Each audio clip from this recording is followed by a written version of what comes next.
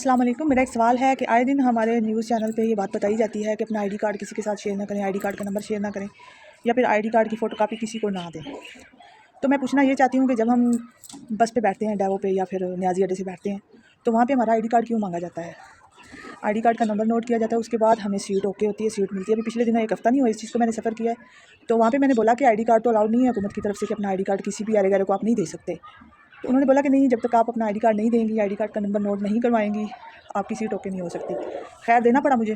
تو پھر راستے میں دوبارہ چیکنگ ہوئی، ایک نمائندہ آیا موٹر وے پہ، اس نے دوبارہ آئی ڈی کارڈ کا نمبر لکھے نوٹ کیے. وہاں پہ بھی میں نے بولا کہ یہ حکومت تو اس چیز کے لیے منع کرتی ہے، آئے دن نیوز چینل میں بتایا جاتا ہے کہ اپنا آئی ڈی کارڈ کسی کو نہ دیں، تو آپ لوگ بار بار آئی ڈی کارڈ کا نمبر نوٹ کر رہے ہیں. تو وہ کہہ رہے ہیں کہ نہیں، یہ ضروری ہوتا ہے، راستے میں کوئی حادثہ ہو جائے یا کچھ ہو جائے تو آپ لوگوں کی سیفٹی کے لیے یہ چیز ضروری ہے. اب میں پوچھنا حکومت سے یہ چاہتی ہوں کہ اگر یہ چیز منع ہے تو پھر کوئی ایسا قانون بنایا جائے کہ ہماری جو ہے نا آئی ڈی کارڈ وہاں پہ نہ دینا پڑے، کوئی اور سسٹم بنایا جائے.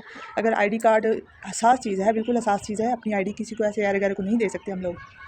تو میں پوچھنا چاہتی ہوں کہ یہ ایسا پھر قانون کیوں ہے؟ وہاں پہ آئی ڈی کارڈ کے بغیر سیٹ نہیں ملتی آپ کو.